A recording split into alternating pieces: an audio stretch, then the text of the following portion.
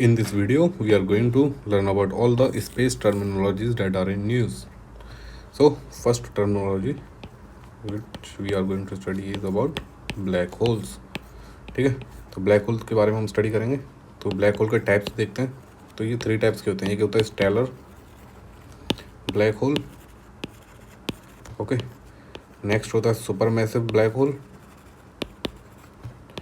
Last होते हैं quarters. मैं आपको इन सबको डिफाइन करता हूँ. ओके, वर्किंग क्या क्या. तो स्टेलर जो ब्लैक होल्स होते हैं ना, ये क्या होते हैं, सबसे नॉर्मल या सबसे स्मॉलेस्ट होते हैं. ठीक है, स्मॉलेस्ट ब्लैक होल्स होते हैं. और ये आपको जो यूनिवर्स में इंडिपेंडेंटली मिल जाते हैं. कि जैसे जो हमने अभी जो लेटेस्ट वाली जो इमेज देखी होगी ना आपने नासा की, वो था एक स्टेलर ब्लैक होल की इमेज थी वो. ठीक है, फिर होते हैं super massive black holes. Super massive क्या होते हैं, ये वो होते हैं जो गैलेक्सी के किसी भी गैलेक्सी के ना सेंटर में होते हैं. ठीक है, मतलब जैसे अपनी जो मिल्की वे गैलेक्सी है ना, इसके जो सेंटर में भी ना एक वो है ब्लैक होल. ठीक है, वो कौन सा है, supermassive black hole. Last होते हैं क्वार्टर्स. क्वार्टर्स क्या होते हैं ना, ये ऐसे ब्लैक होल्स होते हैं ना, मतलब ये भी बहुत सुपर मैसिव ब्लैक होल्स होते हैं. और ये इतने ज़्यादा होते हैं कि इनसे ना इलेक्ट्रोमैग्नेटिक रेडिएशंस निकलती हैं दोनों साइड से, नॉर्थ और साउथ पोल से. ऐसे मान के चल लीजिए ब्लैक होल के यहाँ पे बहुत हाई इंटेंसिटी इमेजेस वो निकलती हैं, सॉरी रेडिएशन. कौन सी रेडिएशन, इलेक्ट्रोमैग्नेटिक रेडिएशन रिलीज होती है. तो ये क्या होते हैं, क्वार्टर्स. ठीक है, और ब्लैक होल्स की प्रॉपर्टीज़ देखते हैं. Properties of black hole. Properties में क्या आएगा, जो इससे जो जुड़े इवेंट्स हैं वो हैं जैसे event horizon, singularity, accretion disc. ठीक है, तो मैं आपको ये तीनों टर्मिनोलॉजी समझाता हूँ. तो नॉर्मली ब्लैक होल क्या होता है ना, वो सब ऑब्जेक्ट्स हैं जिसके अंदर से ना कोई भी लाइट ना इमिट नहीं होती है. मतलब जो भी लाइट उसके अंदर जाएगी वो खुद अपने आप में ही रहकर उसके अंदर होकर रह जाएगी. तो जैसे ये मानते हैं ये अपना ब्लैक होल है. अब जो सिंगुलरिटी है ना, वो इसकी एकदम सेंट्रल पॉइंट होता है ब्लैक होल का. ठीक है, इसे हम मानते हैं सिंगुलरिटी. सिंगुलरिटी. नेक्स्ट होता है आप इवेंट होराइजन समझिए पहले. तो इवेंट होराइजन क्या होता है ना, जैसे अर्थ है ना अपनी अर्थ, इसके आसपास एटमॉस्फेयर है कि इसके अंदर अगर कोई भी कॉमेट आएगा ना तो वो जल जाएगा, है ना, या कोई भी ऑब्जेक्ट आएगा वो जलेगा और अर्थ तक वो डायरेक्टली नहीं पहुंचेगा. तो ऐसे इवेंट होराइजन क्या होता है, ब्लैक होल की ना आउटर मोस्ट लेयर होती है ये, कि इसके अंदर अगर कोई भी लाइट जाएगी ना तो वो एस्केप नहीं कर सकती है. तो आइंस्टीन ने जो थ्योरी दी थी ना, आइंस्टीन की थ्योरी में क्या कहा था कि एस्केप वेलोसिटी जो किसी भी ब्लैक होल की होगी ना, वो स्पीड ऑफ लाइट से ज़्यादा होनी चाहिए. तो यानी कि अगर इसके अंदर इस रेंज में अगर कोई भी ऑब्जेक्ट जाता है, उसे इससे बाहर निकलना है, तो उसकी जो स्पीड है वो लाइट की स्पीड से ज़्यादा होनी चाहिए, तभी वो ब्लैक होल के जो एरिया से बाहर निकल पाएगा. ये थोड़े कॉम्प्लेक्स टॉपिक्स हैं तो ज़्यादा इसमें समझने की नहीं है, बस जितना है. असर्शन डिस्क क्या होती है, ये ब्लैक होल है ना, अब ये जो आउटर लेयर है इसके आसपास ना कुछ डस्ट टाइप के पार्टिकल जमा हो जाएंगे. क्योंकि जो जैसे मानिए कि कई ब्लैक होल्स इतने ज़्यादा पावरफुल होते हैं वो कई प्लैनेट्स को डिस्ट्रॉय कर देते हैं. तो जो उनका जो मटेरियल रहता है ना, तो वो आसपास ना यहाँ पे होके जमा रह जाता है आसपास. तो ये जो क्या कहलाएगी इसकी असर्शन डिस्क. ठीक है, और नेक्स्ट टर्मिनोलॉजी देखते हैं. तो नेक्स्ट है मैग्नेटार्स के रिलेटेड. ये यूपीएससी का प्रीवियस ईयर क्वेश्चन भी रहा है मैग्नेटार रिलेटेड. ये क्या होते हैं बेसिकली, ये न्यूट्रॉन स्टार होते हैं, न्यूट्रॉन स्टार्स. ठीक है, जिनकी अल्ट्रा स्ट्रॉन्ग मैग्नेटिक फील्ड होती है इनकी. तो मैग्नेटार से जो आपको टर्म यूज याद रखना है वो है कि पहली तो ये न्यूट्रॉन स्टार है और इनके पास मैग्नेटिक फील्ड होती है. ठीक है, अभी रिसेंटली जो है स्टडी हुई है, इससे हमें पता चला कि ये ना सोर्स होते हैं फास्ट रेडियो बस्ट के. ठीक है, FRBs कहा जाता है ना शॉर्ट में, FRBs. ठीक है, फास्ट रेडियो बस्ट. तो मैग्नेटार क्या है, ये सोर्स हैं फास्ट रेडियो बस्ट के. फास्ट रेडियो बस्ट क्या होती हैं, ये कुछ ट्रांजिस्टेंट वो होती हैं, रेडियो पल्सेस. ट्रांजिएंट मतलब ये ना, ट्रांजिएंट मैं आपको लिख रहा स्पेलिंग से लिख देता हूँ. ओके, ट्रांजिएंट क्या मतलब, ट्रांजिशनल स्टेट की. मतलब जैसे आप ना मान के चलिए आप वॉक कर रहे हैं. ठीक है, ये पर्सन मान लीजिए वॉक कर रहा है ऐसे इस डायरेक्शन में, तो ये आपका ग्राउंड मान लीजिए हिल पे क्लाइंब कर रहा है. तो जो आपको ये वाला स्टेप तो ठीक था कि आप स्टेशनरी हो। अब मान के चलिए आप ना पीछे वाला कदम आगे बढ़ाएंगे ना, तो जब तक ये कदम हवा में है ना, और जैसे ये लैंड कर जाएगा तो यही तो आपका फाइनल स्टेप हो गया कि भाई यहाँ से यहाँ तक आपने चला है ना। ये जब तक आपका पैर जो हवा में था, ये होती है ट्रांजिशन स्टेज, कि भाई फाइनल जो इनिशियल स्टेज से लेके इनिशियल से पॉइंट से लेके फाइनल पॉइंट तक जब पहुँचती है ना कोई भी चीज़, तो उसके बीच वाला जो डिस्टेंस होता है, तो वो जो होता है आपके ट्रांजिशन स्टेज होती है। ओके, तो बेसिकली क्या है, तो ये एक तरह की रेडियो पल्सेस हैं जो ट्रांजिशनल स्टेज में है।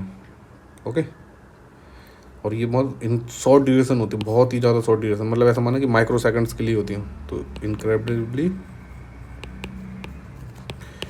शॉर्ट ड्यूरेशन जो है, या जो शॉर्ट लाइफ टाइम जो होता है इनका, बेसिकली क्या है, रेडियो पल्सेस हैं जिनका जो शॉर्ट लाइफ टाइम होता है। ओके, ये आपको दो प्रॉपर्टीज़ जो है रेडियो बस्ट की याद रखनी चाहिए, इसलिए इनको स्टडी करना भी बहुत हार्ड होता है, लेकिन स्टडी करना पड़ता है कि भाई यूनिवर्स में जो भी इवेंट्स हो रहे हैं, या ये बिग बैंग कैसे हुआ, इन सबको स्टडी करने के लिए इसकी ज़रूरत पड़ती है। ओके,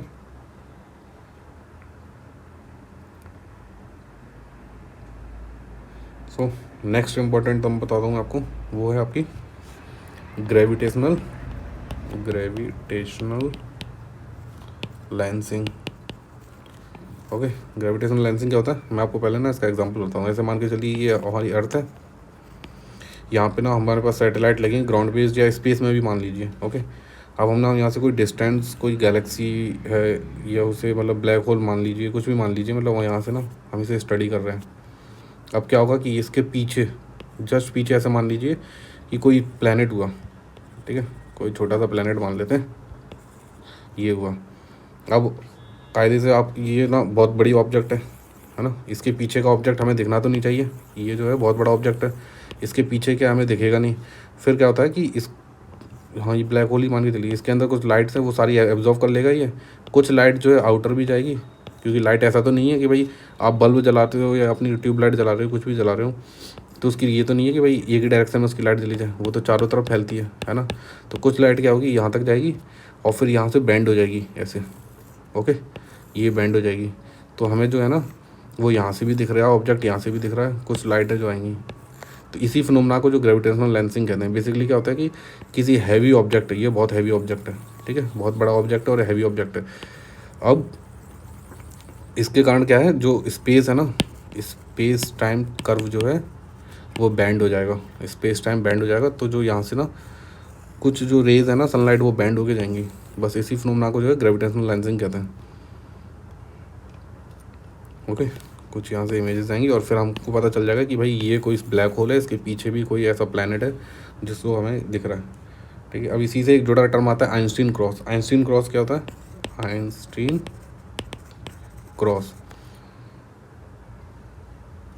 तो अभी तो ये ऑब्जेक्ट जो है ना, हमें एक ही दिख रही थी इमेज इसकी, है ना, कि भाई यहाँ से लाइट आई, यहाँ से लाइट आई, हमने दोनों को स्टडी कर लिया कि हाँ भाई ये है। अब ऐसे मान के चलिए कि इसकी लाइट कुछ हमें यहाँ भी दिख रही है, कुछ यहाँ भी दिख रही है ना, और एक इमेज यहाँ दिख रही है, एक यहाँ दिख रही है, एक यहाँ दिख रही है। तो अभी क्या है, ऑब्जेक्ट एक ही है, इसकी हमें 4 इमेजेस दिख रही हैं, तो हमको लग रहा है कि ये 4 ऑब्जेक्ट्स अलग अलग कैसे हैं, हाँ। तो बस बेसिकली ये क्या होता है, आइंस्टीन क्रॉस में जो हमें एक ऑब्जेक्ट की 4 इमेजेस दिखती हैं ग्रेविटेशनल लेंसिंग के फिनोमेना के कारण। ओके,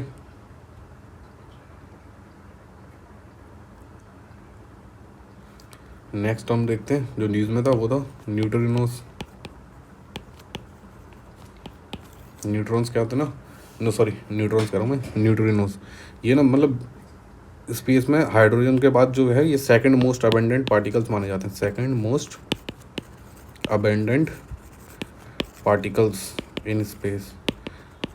तो फर्स्ट कौन है भाई, फर्स्ट में अपना आता है हाइड्रोजन, ठीक है। तो हाइड्रोजन के बाद जो स्पेस में सबसे ज़्यादा होता है ना न्यूट्रिनोस, और ये ना क्या होता है, इनकी प्रॉपर्टी है कि ये ना लीस्ट रिएक्टिव होते हैं, कि भाई ये ना किसी के साथ रिएक्ट नहीं करते हैं। मतलब अभी भी आप बैठे हो, आपकी बॉडी से ना बिलियंस और मिलियंस ऑफ जो है ना न्यूट्रिनोस के पार्टिकल्स जो आपकी बॉडी से पास थ्रू कर जा रहे हैं, यानी कि पास कर जाते हैं किसी भी ऑब्जेक्ट्स के थ्रू, है ना। तो इनको स्टडी करना, इसलिए स्टडी करना हार्ड होता है, किसी के साथ रिएक्ट ही नहीं करते भाई ये, है ना।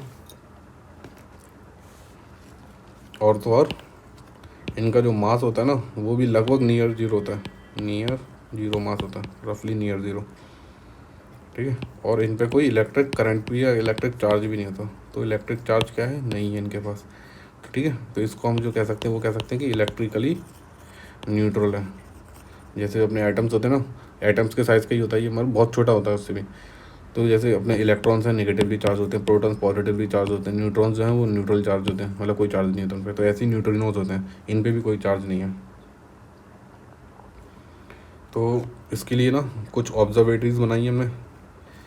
इंडिया में भी जो है तमिलनाडु में बनाने की चल रही है। अंडरग्राउंड बनानी पड़ती है भाई इनकी लेबोरेटरी, अंडरग्राउंड या अंडर वाटर बनानी पड़ती हैं, अंडरग्राउंड या अंडर वाटर। तो जो अपनी तमिलनाडु वाली है ना वो नीलगिरी हिल्स के एरिया में बनाने की सोच रहे हैं, तमिलनाडु के में। तो जो लोकल्स अपोज कर रहे हैं, लोकल्स अपोज कर रहे हैं, तो ये अब तक फाइनल नहीं हुआ। लेकिन वर्ल्ड में जो एग्जिस्टिंग जो है उनको देख लेते हैं।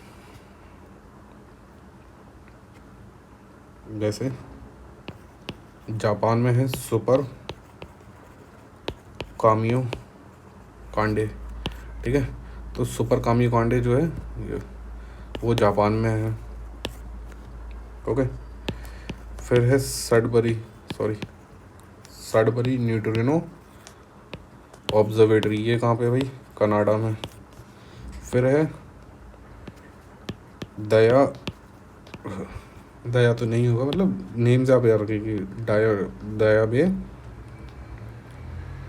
रिएक्टर, ठीक है। दयाबे रिएक्टर कहाँ पे है भाई, चाइना में।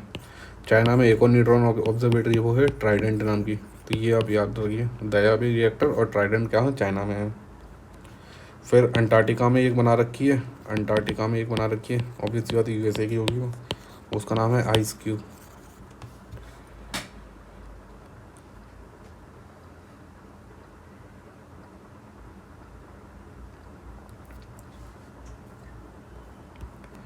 और एक और टर्मिनोलॉजी जो आपकी न्यूज़ में है वो है वुल्फ रेट स्टार्स,